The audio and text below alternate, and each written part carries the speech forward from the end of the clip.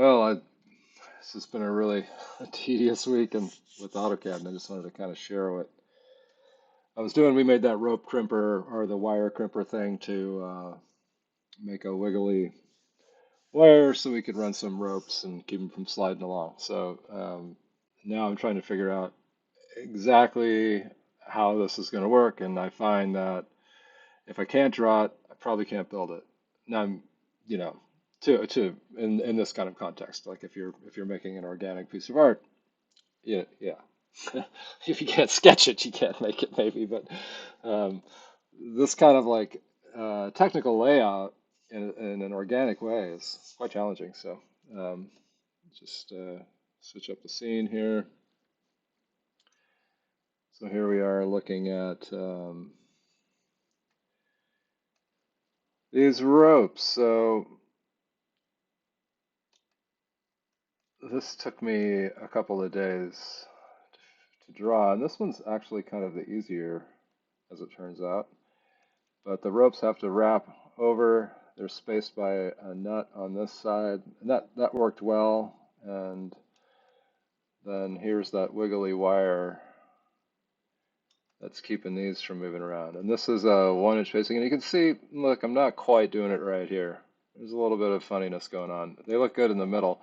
And that's because these ropes are all angled the same way. So I just picked the average angle and made them all angle that angle. And you can see they get kind of progressively weirder as you go along. And what I'm running into here is on this bay, um, these are spaced a little too loosely. I could use one more rope over here. That's how fussy it is. One more rope. And that one more rope has to come out of slightly tightening these. I think in terms of the actual installation, though, a little bit of bunching up is okay with the artist, and I think I could pull a rope back through and get that fill up a little bit. Similar over here, I ran out of space. You can see I'm bunching that rope right in there. And of course, this is all being backed up by a spreadsheet. It's kind of so I've got all my bays labeled, and I have the long side.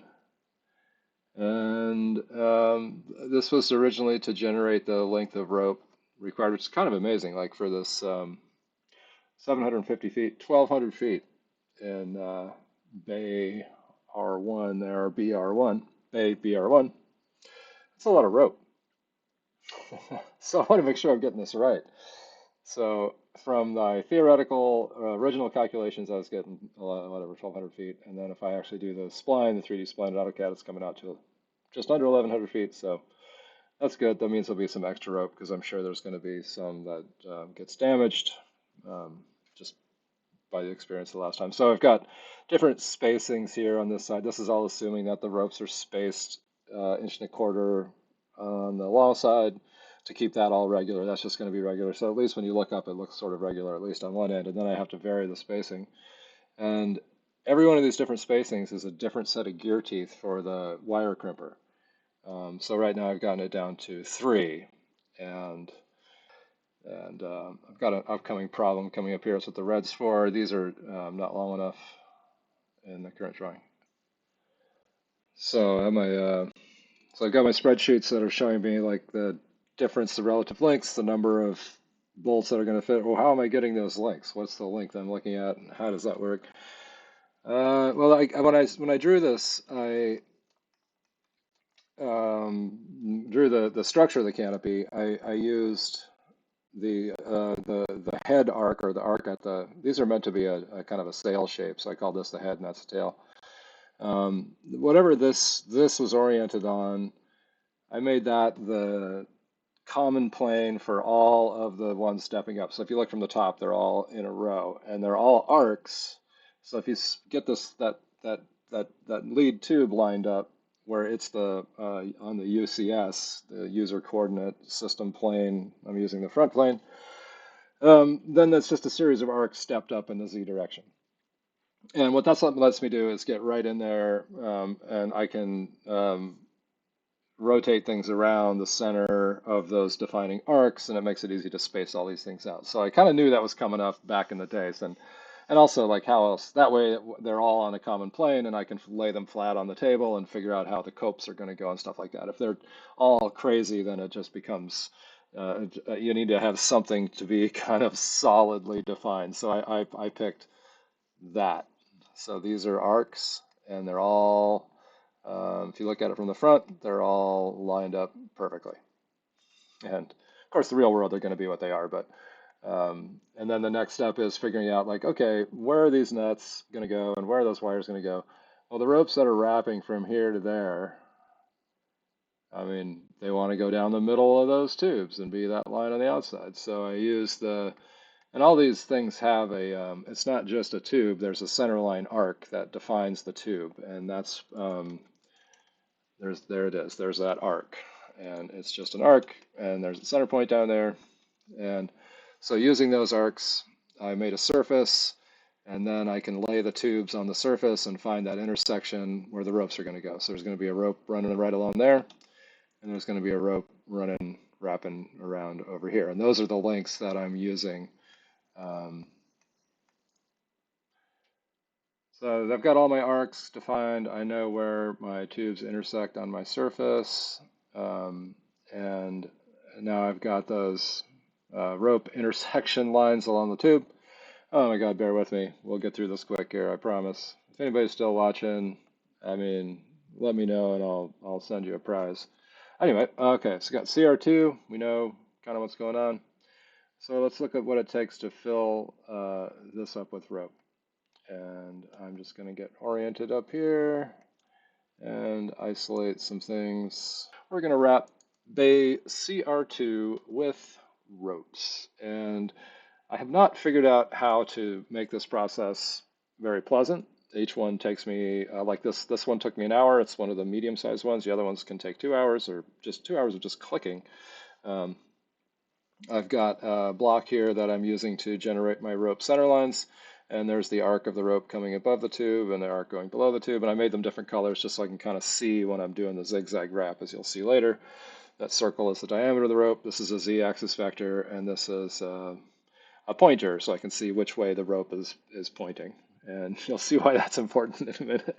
And here I've got some different blocks for different kinds of wiggling. There's a 1-inch wiggler, there's a 0.6 wiggler, and 0.8, and so forth, and 0.7. And every time I run up against, I know that that's another set of gear teeth, so I'm trying to keep that to a minimum.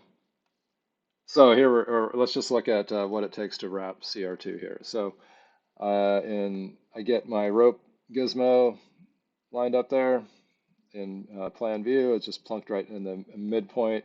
And I have a line that shows me, kind of like the midpoints here. This is the midpoints.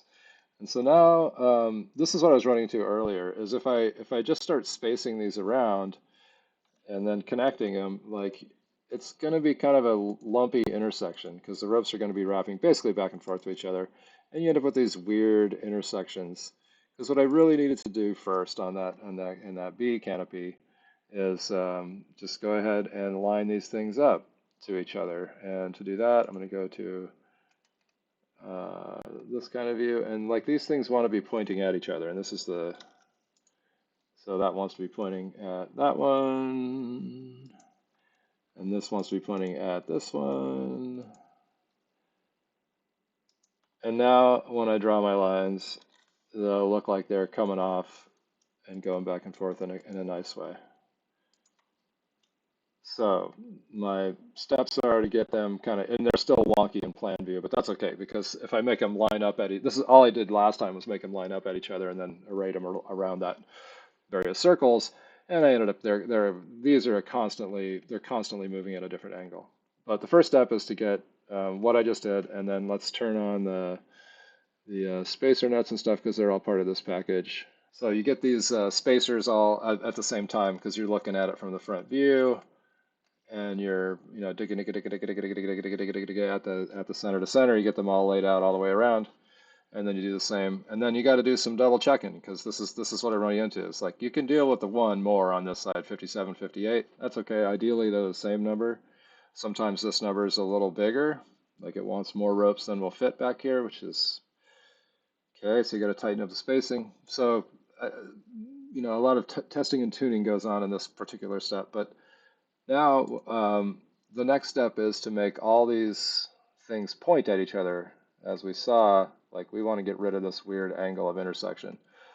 Oh boy, so how am I going to do that? Well, the only way I've figured out how to do it is to tediously draw some alignment lines that go from those to those. So I draw all those lines.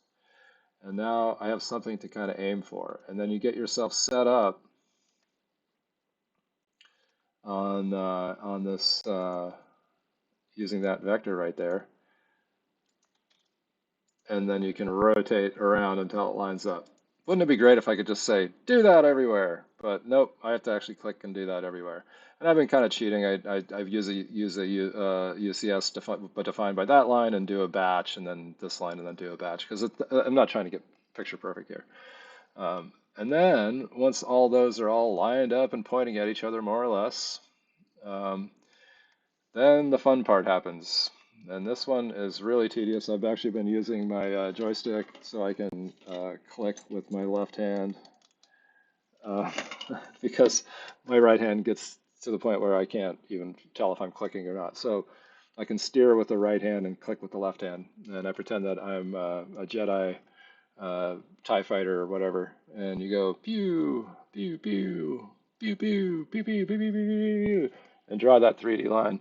And I could be drawing just individual lines, but the 3D line's nice because you can keep track of where what you've connected on the other side, and it's just faster to keep a command going than it is to say line from here to here, stop, cancel, line here to here, stop, cancel, line. It's easier to go line, line, line, line, line, line, line. And the 3D line keeps them all connected so that. And then this is so satisfying. So once we've got all that done, all that hard work done. Okay, we'll just blow it up. Hey, we blew you up, and now we want, I'm gonna have to do a little, I want this and this, but I only want the lines. Line equals by layer, delete. Okay, and now we can join. And historically, I've had this fear of splines in AutoCAD, but that's because AutoCAD used to crash a lot more than it does now. Now we've got this juicy spline, and I would love to say extrude a ½ inch diameter circle along this line and give me the ropes, but AutoCAD won't do it. It just crashes every single time. So I've been exporting, I think it was 36. Yeah, I've been exporting my splines out to Rhino, and Rhino is like just absolutely amazing. Like, watch how fast it does this. So this would take AutoCAD. Actually, AutoCAD can't even do it. It just crashes.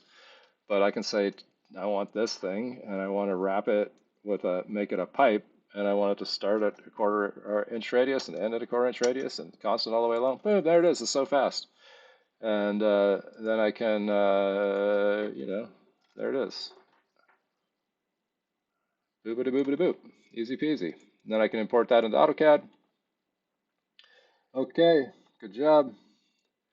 And now I can take Bay CR2, which has just kind of been sitting here waiting, and I can add in all of the stuff. So I've got the wiggly ropes, and I've got the wiggly wires, and I've got the spacer nuts at the top. And finally, we can end our isolation mode.